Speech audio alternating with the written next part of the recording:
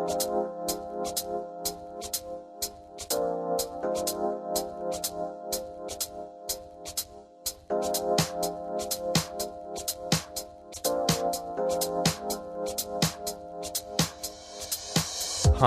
I'm Paul Goddard, clinical hypnotherapist and master practitioner of neuro-linguistic programming. This is my interview with Miguel Dean, author of Stepping Stones in the Mist, Life's Lessons for Overcoming Adversity. It's a fantastic book that talks about a troubled upbringing to his life of living on the streets and becoming a traveller for a while, to eventually turning his life round and becoming an inspirational speaker and life coach. I interviewed him on full moon summer solstice, a special time for Miguel. I don't really need to say anymore, just relax, sit back and enjoy this amazing story from this wonderful man.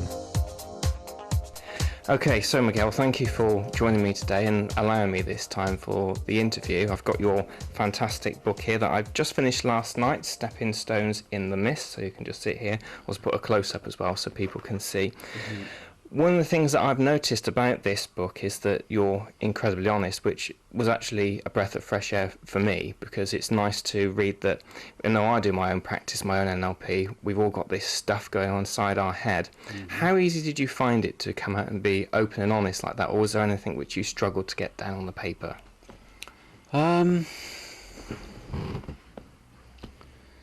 It was pretty easy, really, because I guess it's just how I am, and the book, there was an intention when I wrote the book that I didn't want it to be edited. I didn't want to sort of self-edit it. I wrote it very quickly, and it just kind of like fell out of me. And I really believe that honesty and authenticity, transparency, I think they're a really big key part in what's causing some of the challenges, shall we say, in the world, because when we're not honest and when we don't own fully who we are, then we kind of isolate bits of ourselves and we're fragmented and we're not in our full power, if you like. The strange paradox, it seems to be that the more open and honest you are, the more you do actually step into your authentic power, because there's nothing to hide. There's no secrets. I've got a terrible memory, so I'd be useless at being dishonest, because I'd never remember what I said and what I didn't say and so on. And I just find if you're honest, then you've got nothing to worry about, and everything's a bit more relaxed, and it gives other people permission to be honest as well and to be imperfect, because I think that's part of the human condition, that we are sort of perfect in our imperfection, if you like. Yeah. So this book, when I went to your talk at the Isborne, a lot of people were very praising it and said how good it was and how much it helped them. It also takes a great deal of guts to, I think, self-publish as well, because you're putting everything on, well, I won't say everything online, but a lot of things on the line. Mm. And for a lot of people, they might well think that actually going to publisher and getting that sort of stamp of approval, it's like, yes, I can publish it now. Mm. David Hamilton, I interviewed recently, has been incredibly successful, and his books were rejected, but the very first one he written, he self-published it as well. Mm. What strength did you get inside to think, yes, I'm actually going to do this and I'm going to put all the effort in and sell my books? Yeah, I came to the decision to self-publish quite quickly. It didn't take very long at all, really, and I think it just seemed that the whole publishing thing just seemed a bit more complicated, and that there was the possibility that I might have to compromise and sort of negotiate, and I just wanted it to be just as it was, I didn't want it, as I say, I didn't really want to edit it, or I certainly didn't want anybody else editing it. So I guess when I decide to do something, I just do it, and I don't always think terribly well into the advance and kind of like think it through. It just felt like, no, this is the right way to do it, and I didn't really know where it was going to go, what was going to how successful it would be, or how popular it would be, or it's funny, isn't it, when the first time somebody reads it, it's just like, well, they might say this is a load of crap, like, or they might really like it. So yeah, it wasn't so much a sort of mental decision, it was more of a sort of like heart, just gut decision of this just feels like the right thing to do, so this is what I'm going to do. Okay. Yeah. Anybody that wishes to self-publish themselves, what advice and tips would you give to them to really get a book going and make sure they speak from the heart, which this certainly does? Well, yeah, I think, as I say, I think if you write from the heart, then it speaks to people's hearts, then it will touch people's hearts. And that's a really big theme for me as well, in that I feel that we've got a little bit too stuck in the head. And my understanding of being healthy and being whole is when there's a balance of kind of head and heart, if you like, the sort of feeling centre and the sort of thinking centre. I'm probably, in a way, I'm not the best person to give advice about the self-publishing. No, I am, because I can say that there are lots of things that I would do differently and don't do it the same way that I did it. In that, when I finished writing the book and it was self-published, all that stuff happened, it felt a bit like, okay, that's the end of the journey. But actually, what I realise now is, in a way, it's the beginning of the journey.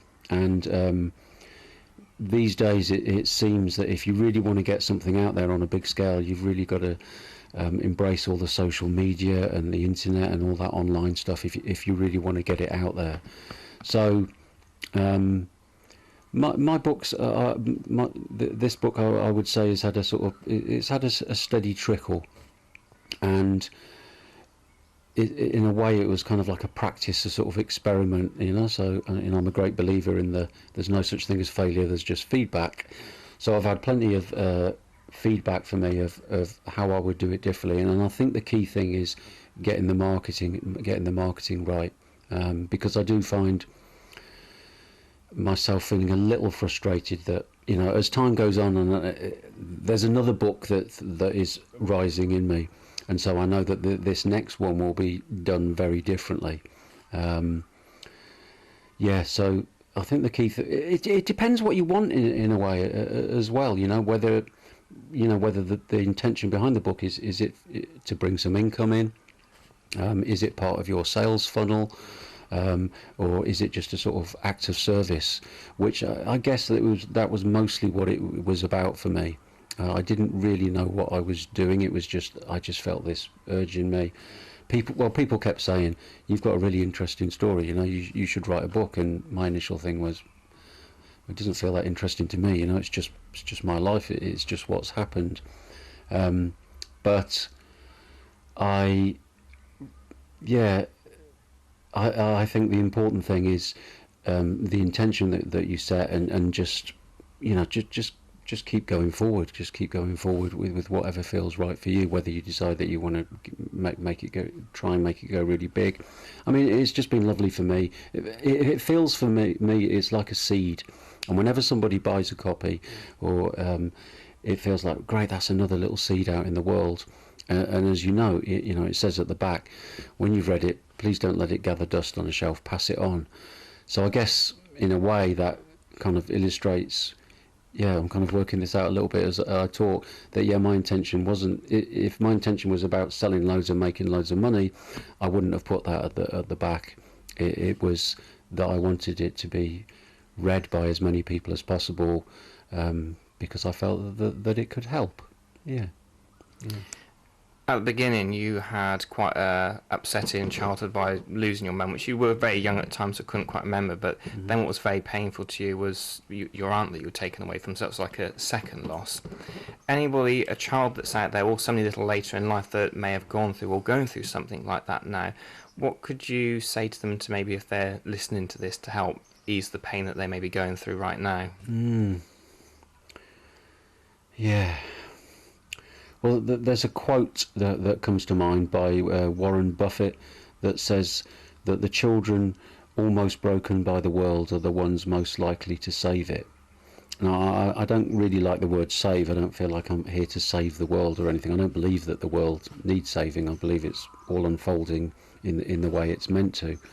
But at the same time, I want to contribute to the change and so on, and moving things through as smoothly as possible with as little suffering that needs to happen, to the planet and to humanity. So I think the key thing for me, we have two options. When tough stuff happens, we can become a victim, and we can kind of like go downhill and become bitter and kind of close up, sort of close your heart, or you can say, I'm going to use this, as a step to really step up, and it's all about perspective, isn't it? I choose to see my challenges as gifts. The things that happen is, I have two options. I can either, as I say, I can be really miserable and depressed and the world's a horrible place and poor me, or I can say, okay, I've had experience of this, so this puts me in a really good position to be able to empathise and to be able to help other people. So when tough stuff happens, you're going to feel the pain of it, and it's going to be challenging. But if you choose to, well, there's always light at the end of the tunnel, and it's your choice how quickly you move towards that light, I guess. Yeah. When you were a traveller and you were with nature, there was some times which it was quite a dark time, like you mentioned about being attacked at one stage of a 9 by 9. That wasn't the first time you were attacked. Were there any real moments of beauty being that close to nature that you would like to say to people? Yes, there were. But it's a really good question. It's a really current question for me, actually, because I'm actually just, I'm in a sort of transitional phase of my life, and my number one option of what the next stepping stone looks like is to move into a yurt on the land and get really back close to nature. Now the funny thing is, it kind of feels like a spiral in a way. It's like, all right, you're going back to living in a tent and all that sort of stuff. But I'm such a different person, and now it will be in a much more conscious way. In a way, when I was back in my New Age Traveller days, I was in so much pain and I was so numb and so out of my face most of the time that I didn't really appreciate it, and I didn't connect with it. It's kind of like you can be surrounded by the most beautiful stuff. You could be in paradise, but if inside yourself you're in pain, you can't see the beauty, and you're not really connecting, kind of thing. So there was, I mean, I don't think I appreciated it at the time. When I look back, if I could do those things again, there were so many wonderful nights spent around open fires, under the sky with musical instruments and, a few beers invariably and whatever else. I remember helping to replant the Caledonian forest in the Highlands of Scotland, and the beauty up there, I did recognise it even then, even through all the sort of numbness and the sort of unconsciousness that I was living at the time.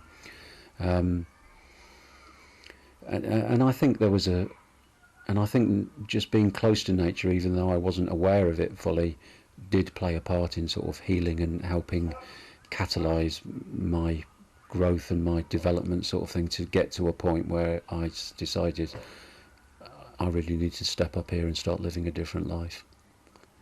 Before that happened, there was a stage when you were on the streets of Edinburgh begging for money, and as you said, to actually be able to do it, a few beers actually helped you to be out on the street.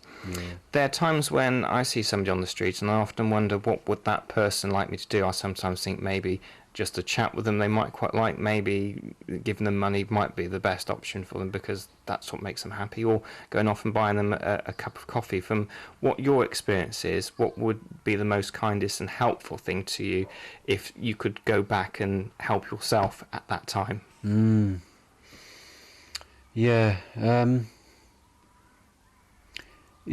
not sure that it's all a bit blurry, but I'm not sure if I ever remember anybody stopping and kind of crouching down, just getting down to my level and just having a conversation with me as a sort of human to human. It's that whole thing of just the levels. You're down on the floor and they're walking and they're up there.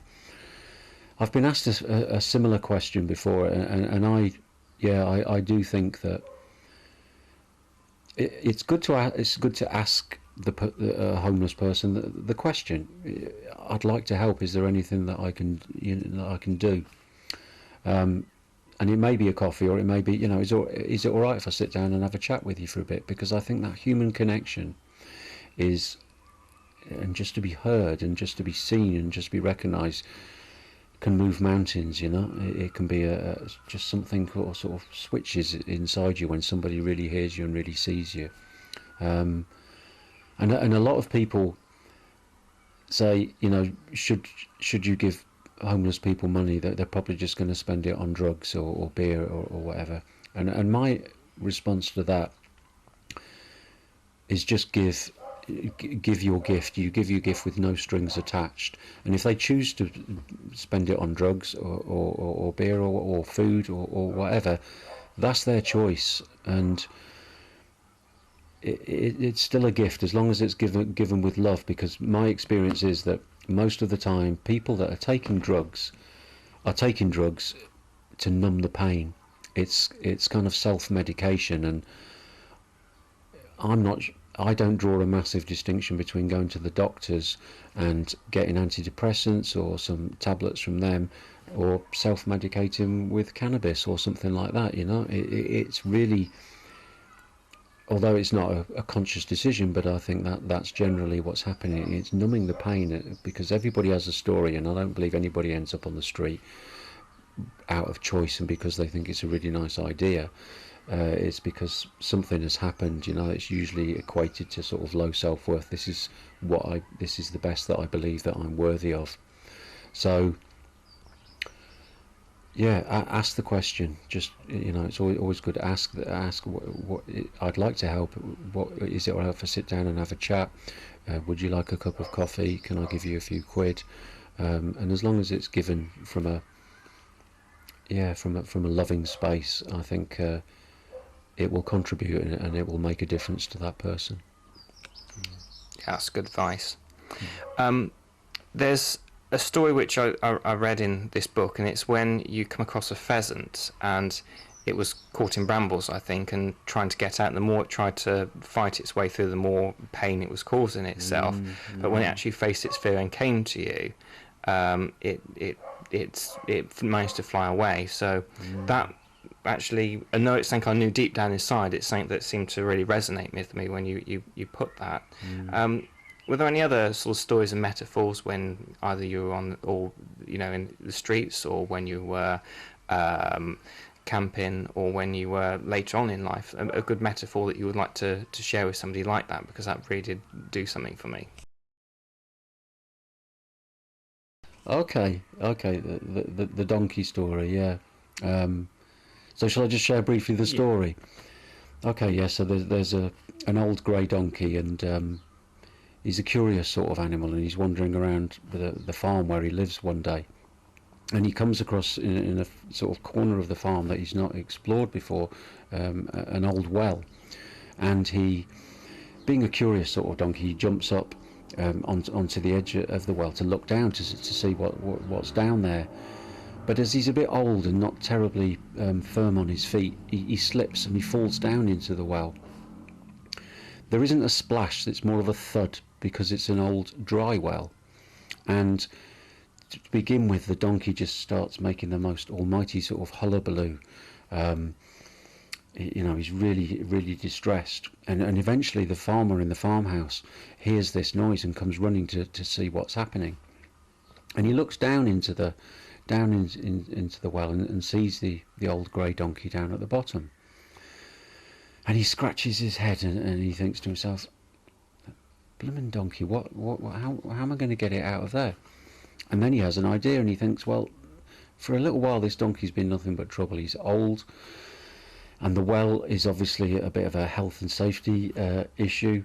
So maybe if I fill the old well in and bury the donkey at the same time, I will kill two birds with the same stone. So he calls all his friends and relations from the neighbouring farms and tells them to come with their shovels and their spades. And they come, and they all start digging and piling earth down into the well on top of the old grey donkey. To begin with, again, the donkey makes, he's again really distressed by what's going on here. He's finding the earth is kind of raising up his legs a little bit. And then after a short while, it all goes quiet. And the farmer, wondering what's happening, sort of puts down his spade and peers over while his friends and the relatives and so on are still digging. And to his surprise, what he sees is that as the earth comes tumbling down and lands on the donkey's back, he shakes it off and takes a step up.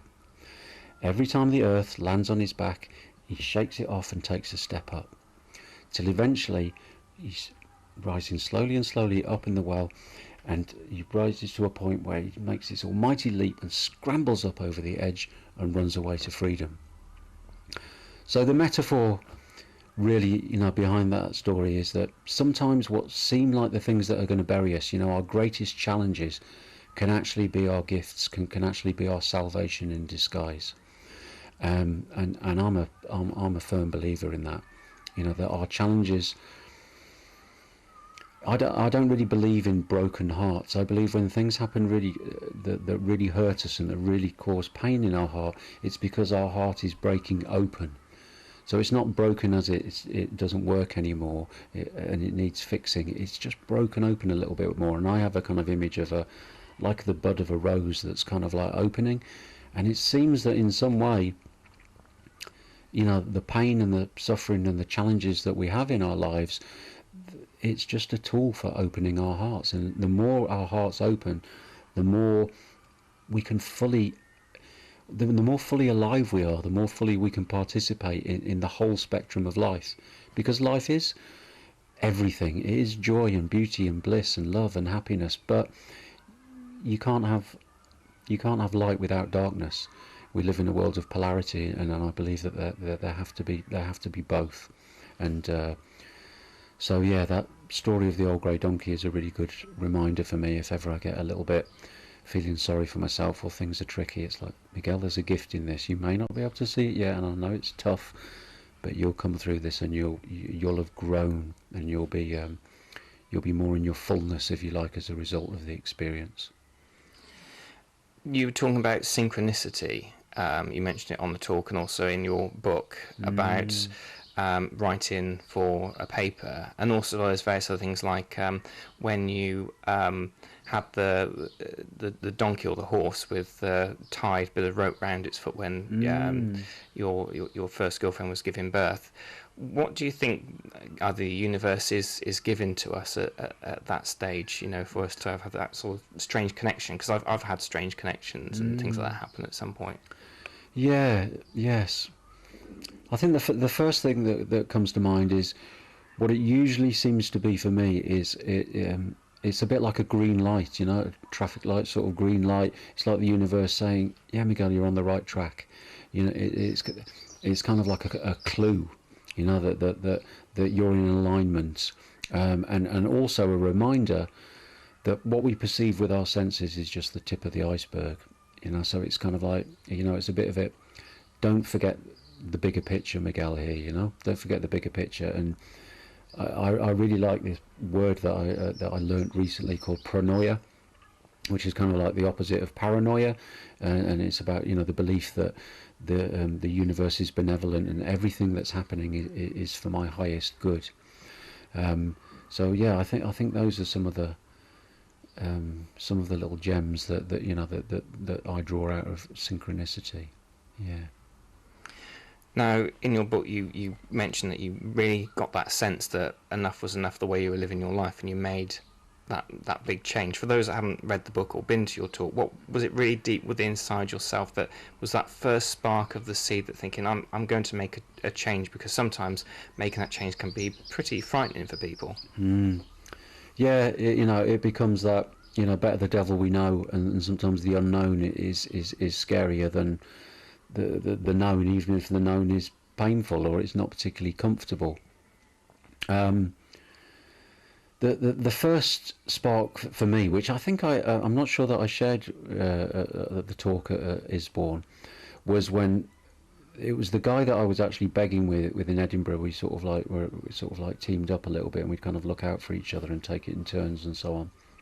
But one night he just taken too much something or other, and I can still sort of see the image quite clearly in front of me. He was stood in front of me with a small hand axe in front of his, raised above his head, and he was really threatening me. And it was at that point that I just thought, Miguel, what are you doing with your life? You know, this is your best mate. He was kind of like my best mate at the time, and I just thought, you know, perhaps I can do better than this. And there was also a sense of, I need to get out of this, you know. I mean, quite a few of my friends had died of overdoses and car crashes and suicides and all sorts of stuff. And that really was the beginning, and it was, I think as is often the way, it just really hit me that I didn't want to be there any longer, or it wasn't safe, or it wasn't the right place. I didn't have a clue where I wanted to get to. I knew what I didn't want. This is what I'm trying to say. I knew what I didn't want very clearly from that moment, but I didn't actually know what I did want. I didn't really know what the options were, and I think on some level I didn't really believe I was worth anything more than that. You know, it was like, I don't want this, but you know, how do I get out? How do I get out of it? You know, and do I really have the motivation and the strength to detach from this world that had become known and familiar to me? It had become my life, sort of thing. How do I go into the unknown and leave all this behind? And because there's an isolation in that as well, you know. You know, one of the really powerful human needs, I believe, is the need to belong.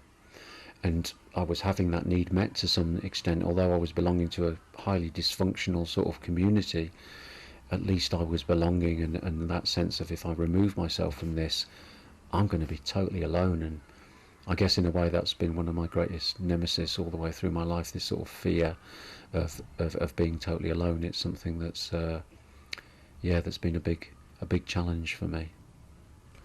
You're also saying one of the big changes when you had your first counsellor, and one of the things you really appreciated was his connection, his listening skills. What do you think it is about truly listening that really helped you? And also, was there any other things that he did that really helped make that shift for you?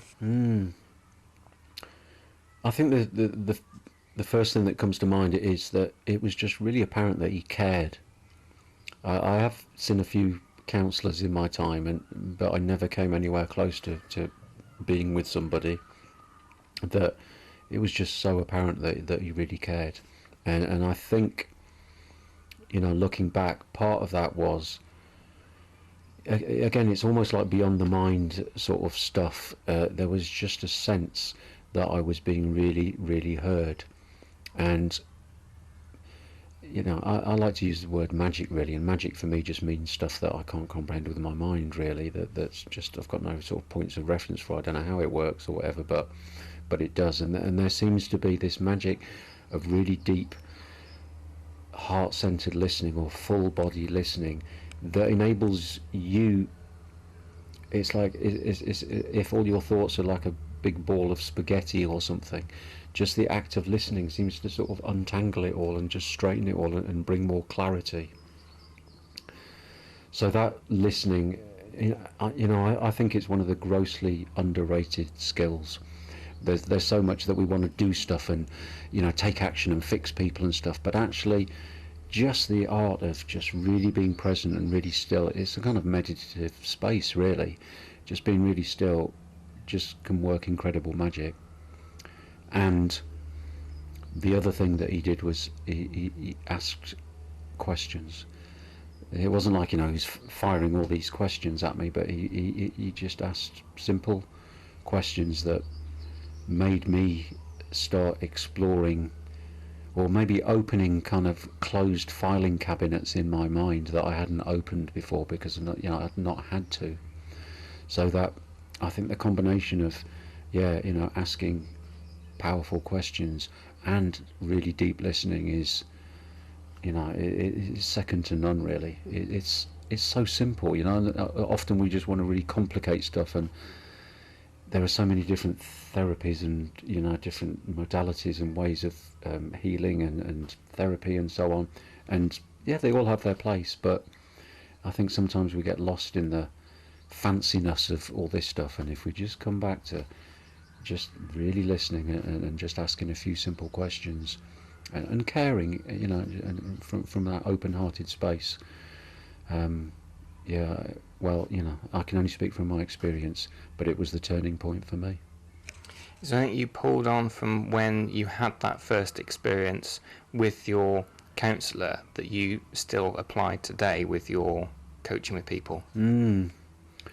Well, yeah, there's definitely the listening, and I think it's something that just gets deeper and deeper. It's not like, oh, right now I'm a perfect listener. It's an ongoing practice, but to really hear, I think, and in order to do that, the questions arise in the moment. It's kind of like, if you're formulating a question, the next question or whatever, then you're not actually listening to what's being said.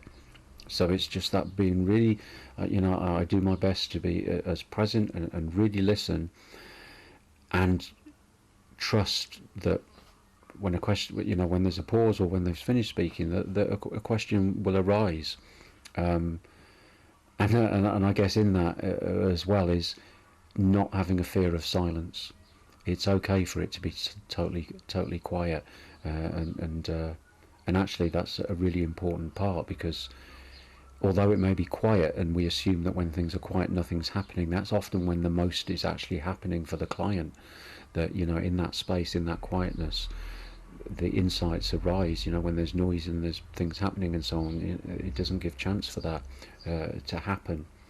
So yeah, and I guess that's also part of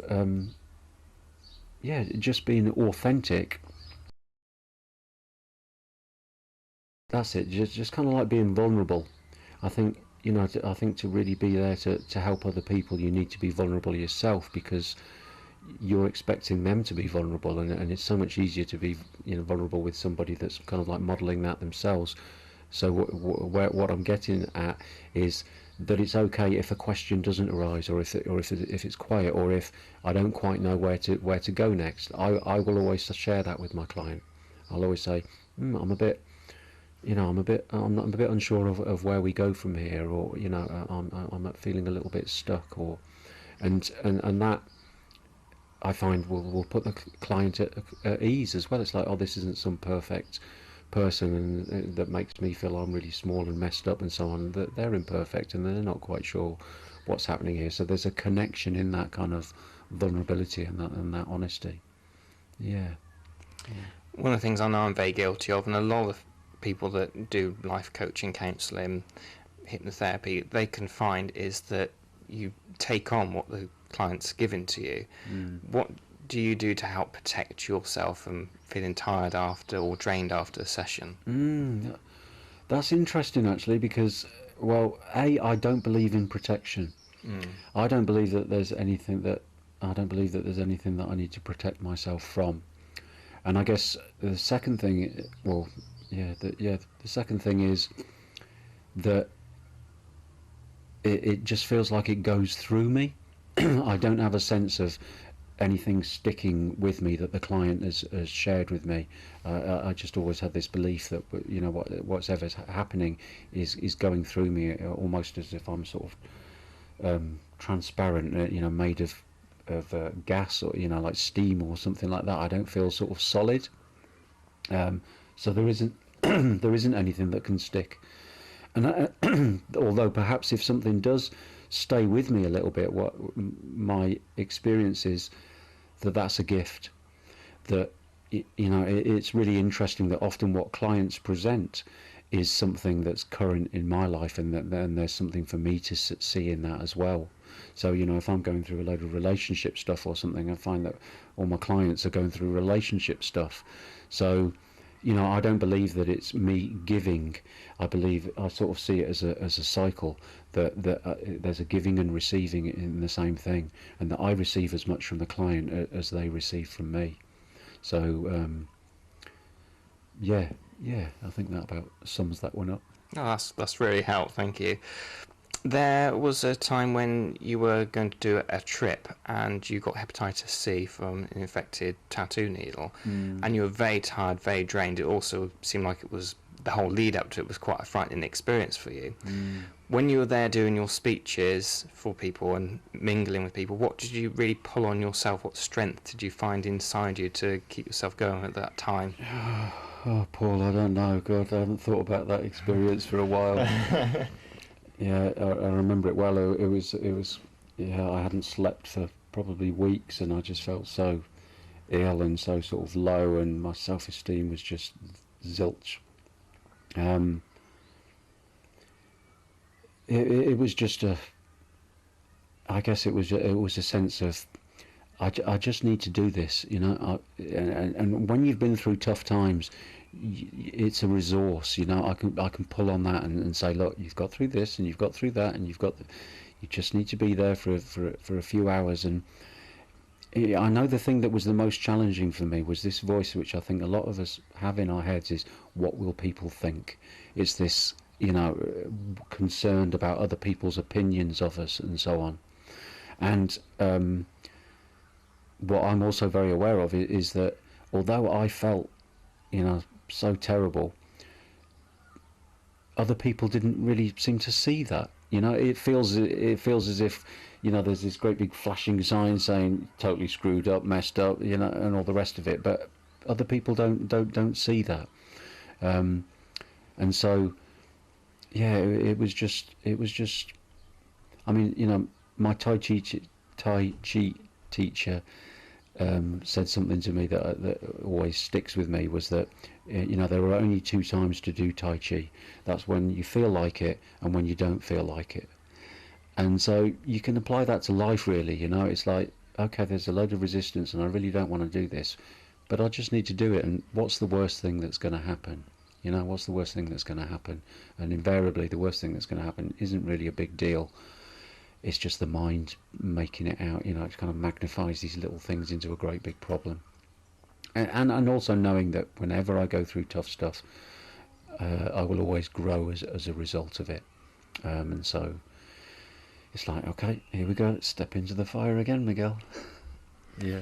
That's one of the things which I was going to mention at some point anyway, is that one of the things I'm working on is what people think of me, and that's always been such a big thing for me. I think particularly with the work that I do, I kind of think, oh God, you know, I'm really messed up there. What will people think of me in the work that I do?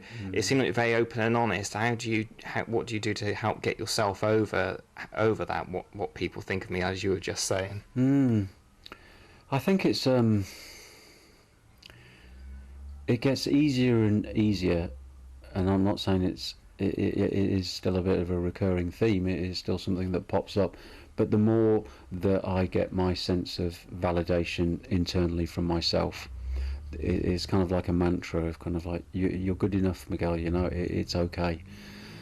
When we're looking for external validation, then we're at the mercy of kind of like the winds to be blown, you know, left, right and centre. You know, somebody says something, oh, you did a really great job, and your ego goes, oh, that's lovely, aren't I just the bee's knees? And then the next person says, oh, you know, well, I thought that was really terrible and you really messed that up, and then you, like, you know, drop right down. So it's like you end up with this spiky profile of you know, you're up and down and up and down, and actually we're only up and down in our minds. It's just the mind. Nothing has actually changed. There is this constant that runs through.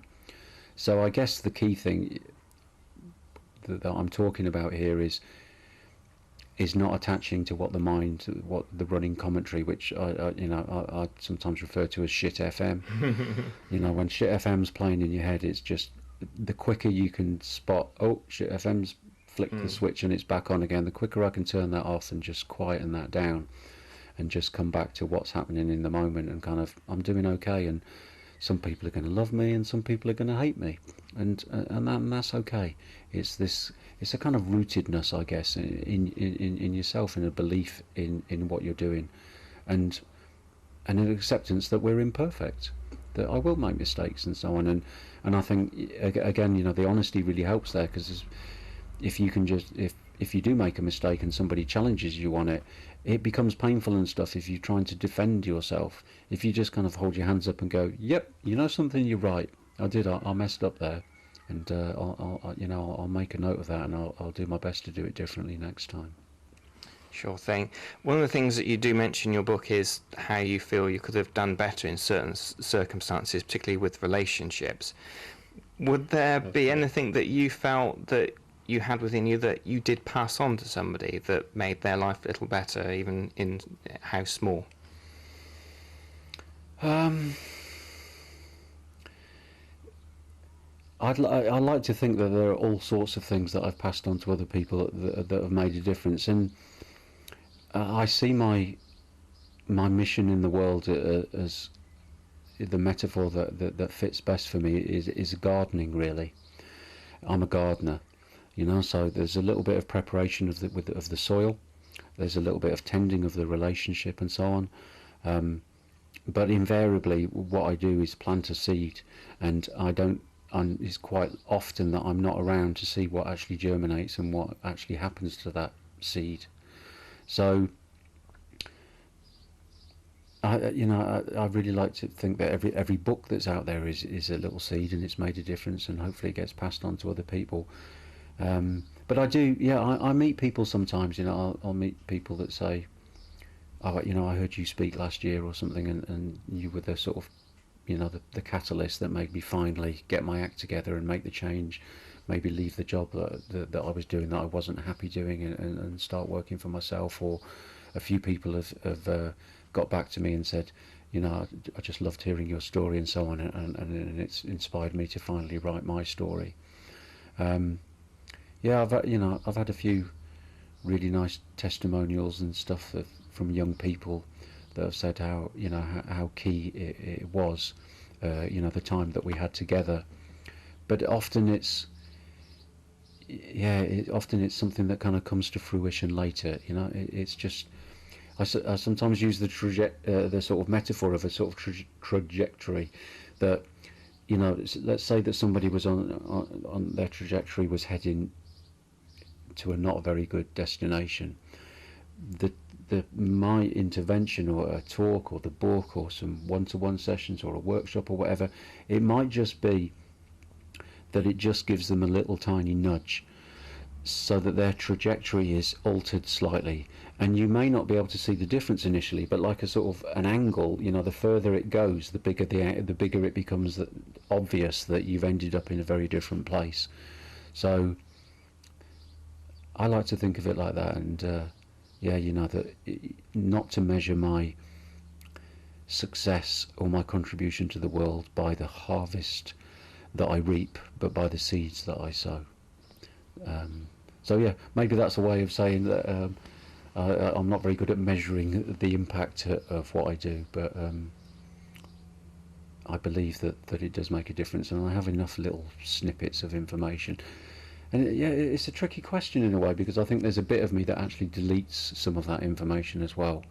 The positive feedback that I get, because whereas the mind is always, we're always sort of striving to get better or do more or make a bigger impact, and so if we just focus on all the successes, we might become a little bit complacent and stuff like that. I'm doing enough now, or just keep it the same.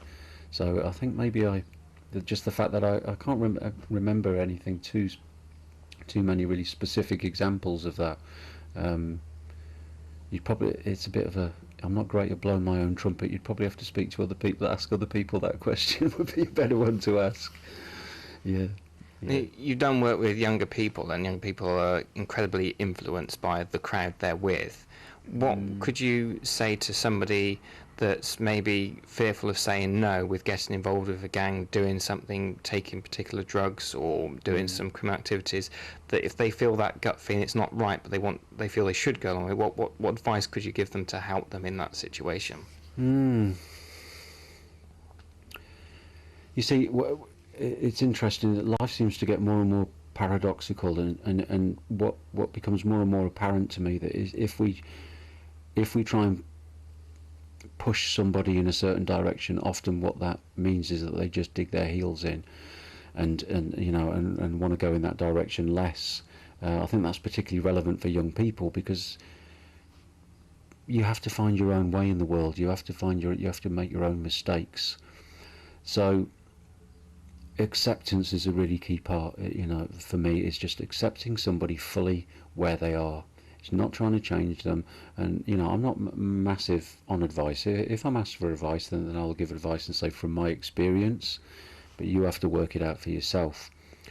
I guess the key thing for me is just to instill in them some sense of responsibility.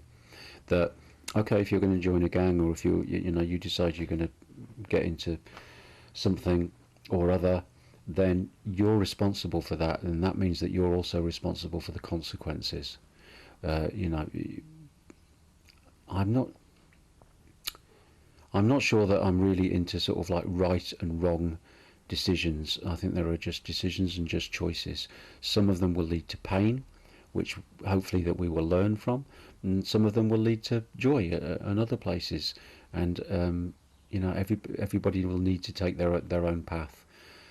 But having said that, I think it's always a good idea to just think, okay, well, if I embark on this journey, what are the likely destinations that are going to culminate from that? And in a way, you've just got to weigh it up. You've got to weigh it up, and if it looks like it's probably going to end up in a not very good place, then maybe you need to think again. But and having said that as well, people seem to make choices based on their sense of self-belief and their sense of self-worth. As I know, the choices that I made, which in some way I could frame them as wrong choices, because they did lead to an awful lot of pain and suffering and issues with my health, etc., etc. It was, in a way, I couldn't have made another choice. I couldn't have made a choice to go to somewhere really to hook up with a beautiful woman and have children and get a job that I love doing and live happily ever after, because that wasn't in alignment with my journey, with who I was. I needed to go through that. I'm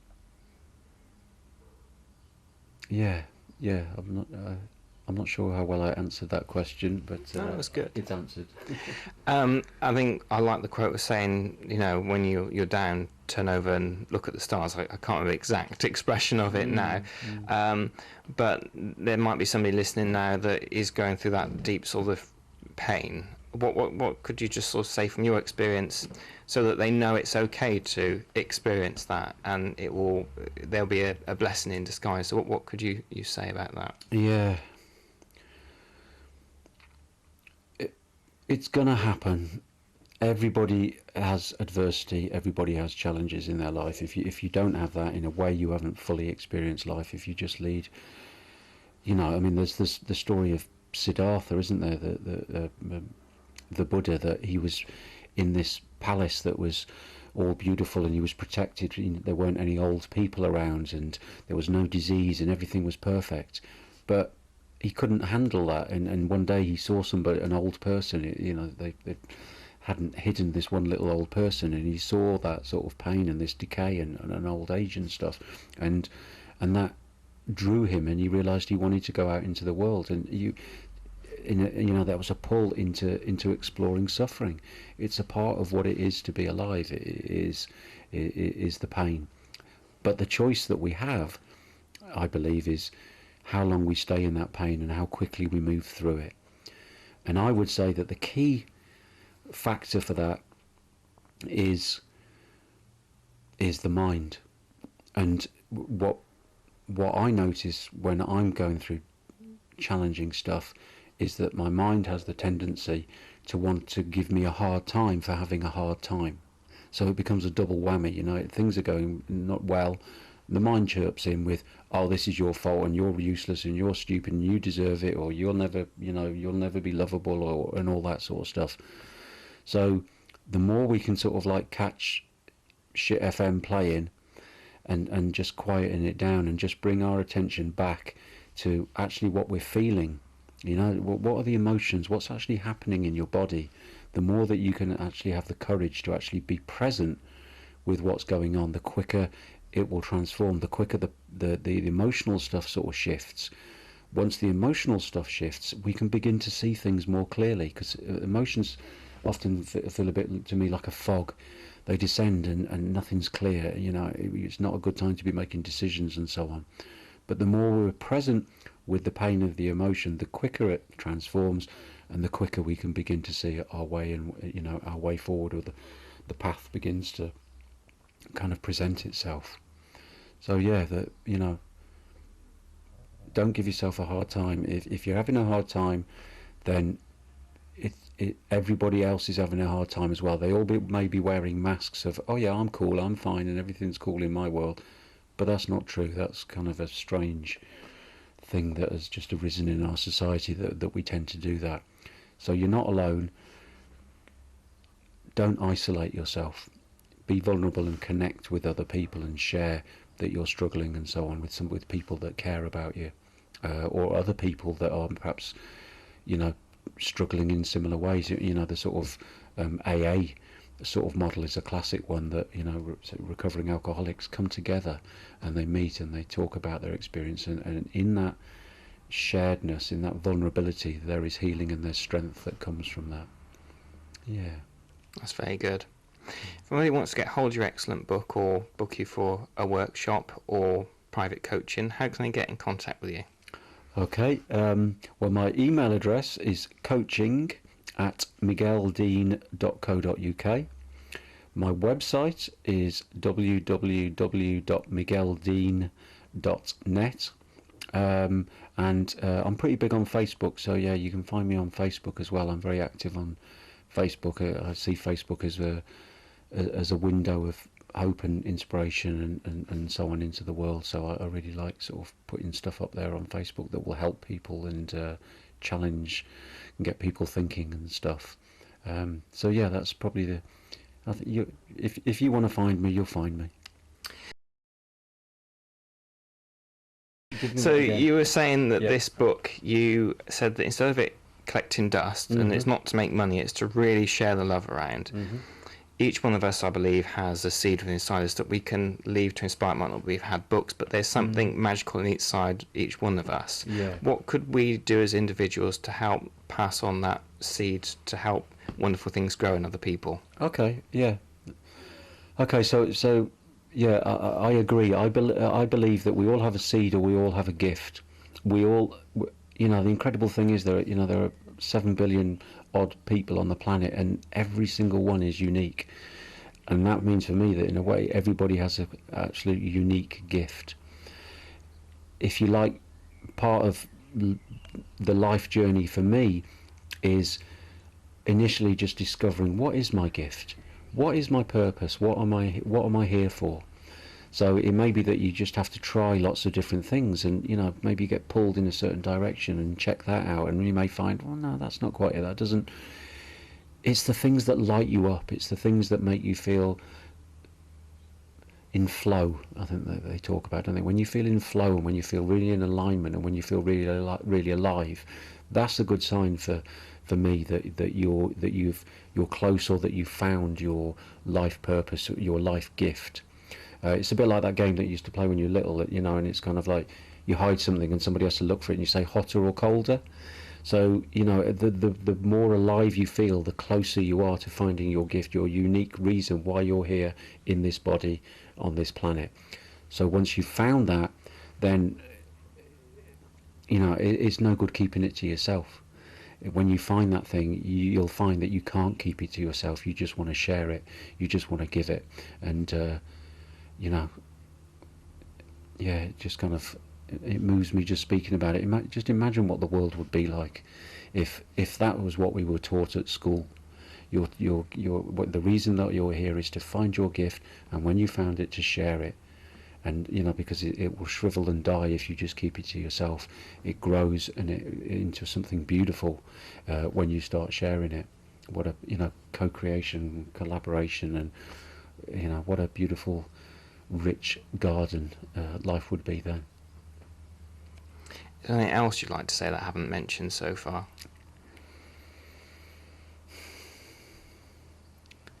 I guess what's really passionate in me at the moment, and increasingly kind of like growing in power in me, is just, you know, what's going on in the world, what we're doing to the environment, you know, the injustice that we're inflicting on other human beings and on non-human beings. And I believe that we can all do something about that. We are all responsible for you know, for what's happening in the world. And my message is always, you know, lots of little things add up into big change.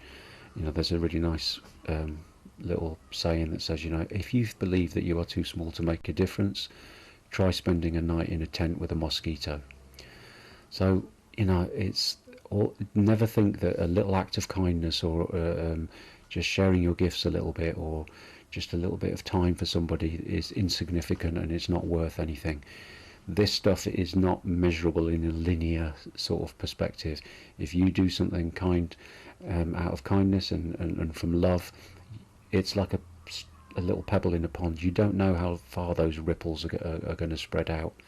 And if everybody just steps that up a little bit, for me that's kind of love in action, and that's, you know, the sort of spiritual term is perhaps raising consciousness. And it's all those little things that will help transform this beautiful planet that we live on into a more beautiful place that is more loving and fairer. And you know, I believe that we can have heaven on earth. And for me, that's those little acts of kindness from love will be are instrumental, because it's already happening in creating that. Miguel, thank you for your time today. That was amazing. You're very welcome. Thank you. As I am sure you will agree, quite an inspirational story.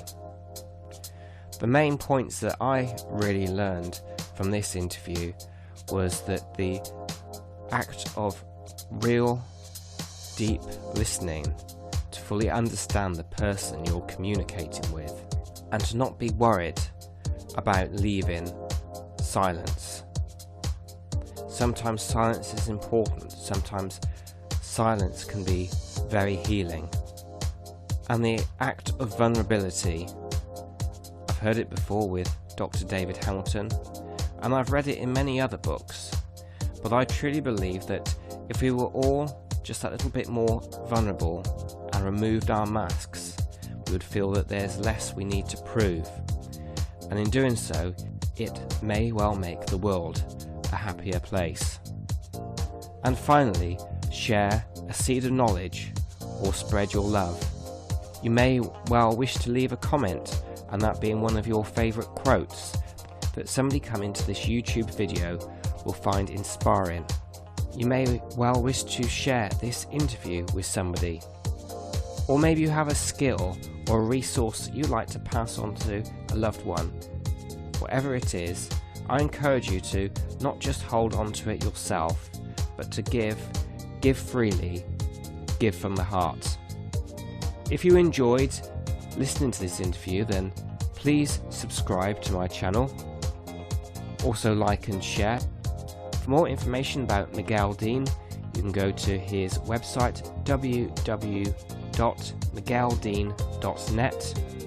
And for more information about how NLP and hypnotherapy can help move your life forward, then please go to my website www.paulgoddardnlp.co.uk. On both our websites there are links to our social media pages. Until the next time, be kind and compassionate to yourselves and others.